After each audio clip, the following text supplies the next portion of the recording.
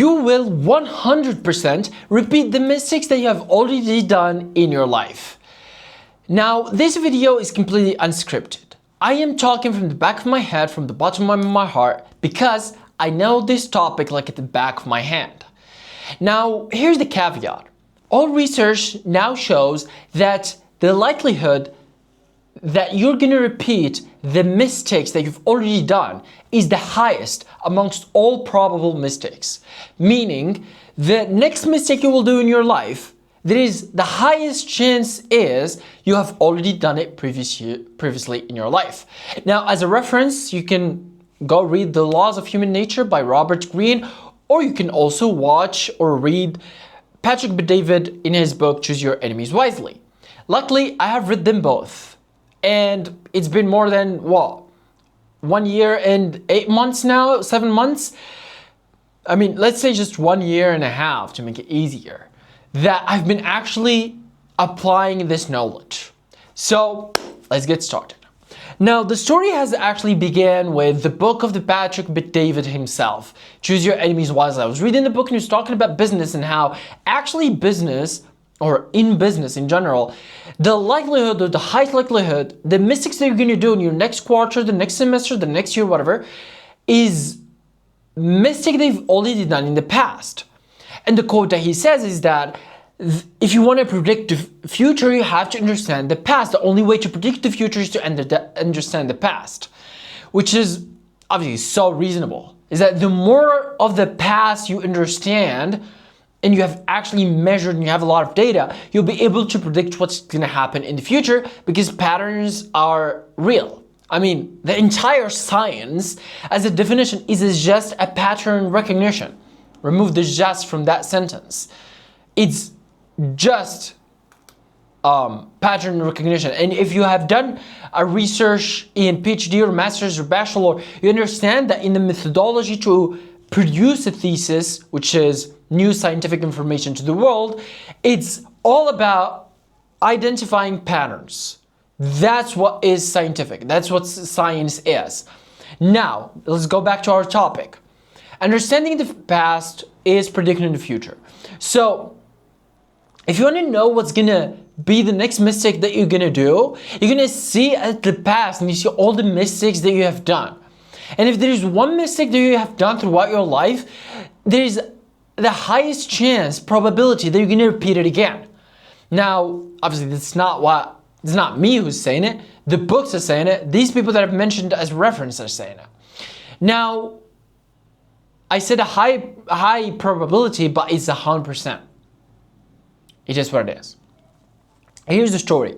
I read the book Choose Your Enemies Wisely by Patrick Bet-David, and he talks about how you want to predict the future for your business and actually know the problems that could actually happen, the mistakes that you could actually make. And therefore, you have to do a report analysis for the last year of your business, whatever, and it's a business report. And that's how you build a business plan. I said, sure. I'll do that for my business, but first, I'm gonna do that for my life. Because I know if it applies for business, it 100% applies for life too. So what I did, I took it to actually an extreme level, and I did it for 21 years of my life. At the time, I was 21.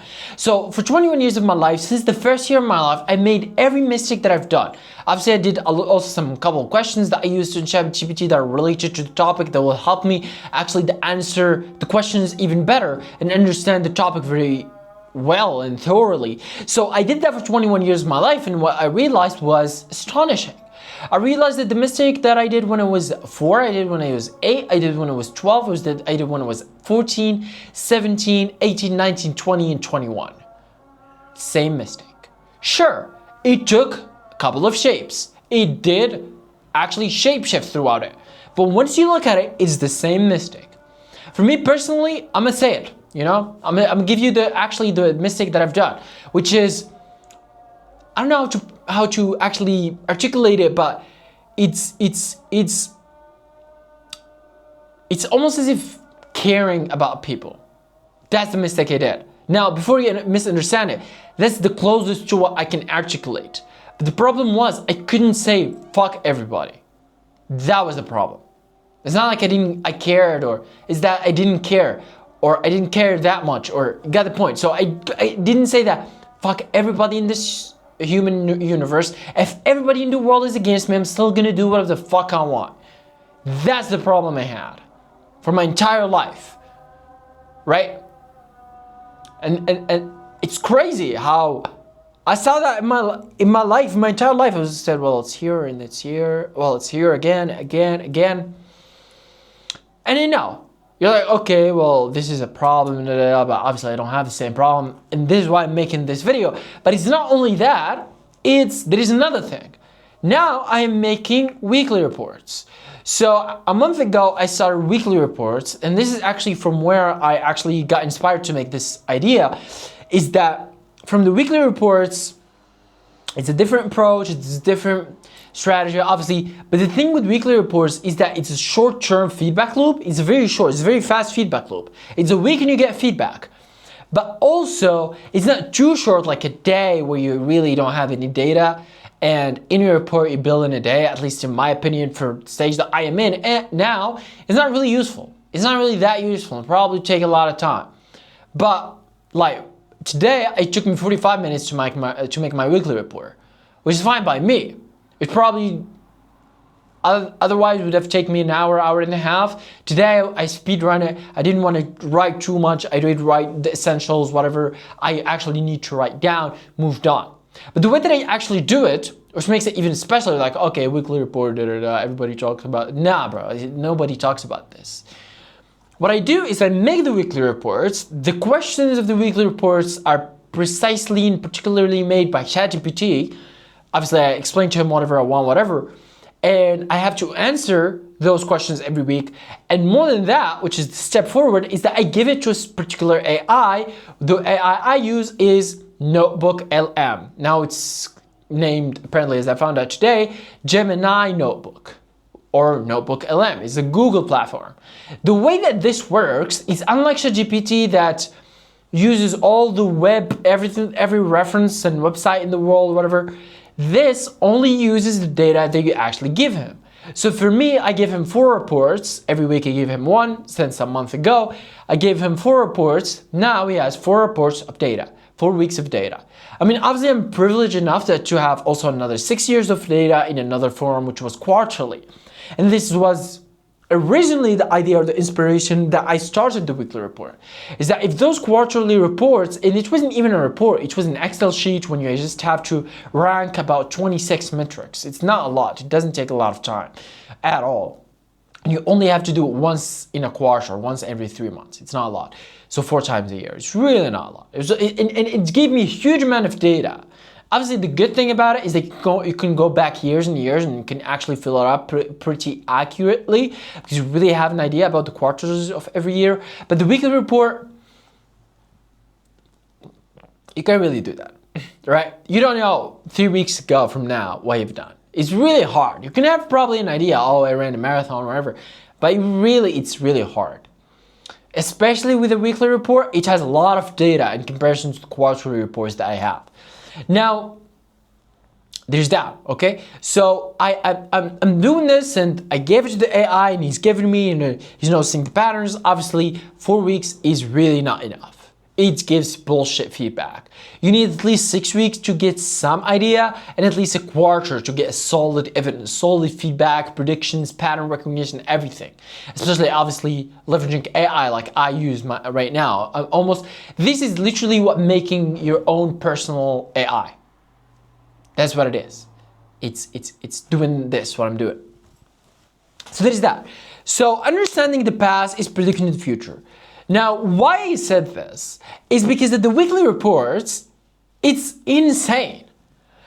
Last week or the first week, the second week, the third week, I'm doing these reports and I go to the AI and he's talking about all these problems and mistakes and patterns, and you just sit there and I'm like, God damn, there's so many problems and the predictions are dark and it almost feels, I mean, last week I was scared. It felt almost as it's as pessimistic as it gets. And it was like, okay, well, there's all these bad things that could happen if I continue doing this and continue doing this that I wouldn't have known without the weekly reports ever. So there is a very fast feedback cycle, or at least faster feedback cycle, and you find out that so many mistakes you do that you wouldn't have known. And you also know that it's very likely, without these reports, it's very likely, I mean, it's not even likely, it's almost as 100%. I will do them again without the weekly reports. It's just a fact. With the weekly report, and it might do them again. Because these are not the life-changing problems. We're not talking about the one that I gave you earlier, when I did the analysis of 21 years of my life. That I couldn't really say, fuck everybody, even if the entire world, every fucking person on the planet is against me, I'm still do whatever the fuck I want. Right? That's a big problem. Because it's 21 years of my life. Now for this, at least at the beginning with the notebook LM that I'm using, only 4 reports now, with the little data he has, it's a week. So he looks a week and he's like, okay, well, I've got this problem, this problem. I'm like, okay, fuck, what's the solution then? He's like, oh, you gotta do this, blah, blah, blah. And obviously you see, and he talks about patterns and shit, and he links it to the 5-6 years of data that I have, the other pledge, whatever that I have, and hedge that I have, and he makes links and whatever, and he does his things. I would still think that a lot of what he says is bullshit, because 4 weeks is not enough. But so 4 weeks, way better than 1 week. I mean, crazy. Way better than 2 weeks, and way better than 3 weeks. And I mean, I can only imagine you do this for 2 years. God damn, you're invincible. You're in those movies that are leveraging AI, the Matrix and stuff. But get back to the point. So the mistakes they've already done in the past, you're probably gonna do them again. If you don't know those problems, you're gonna get fucked.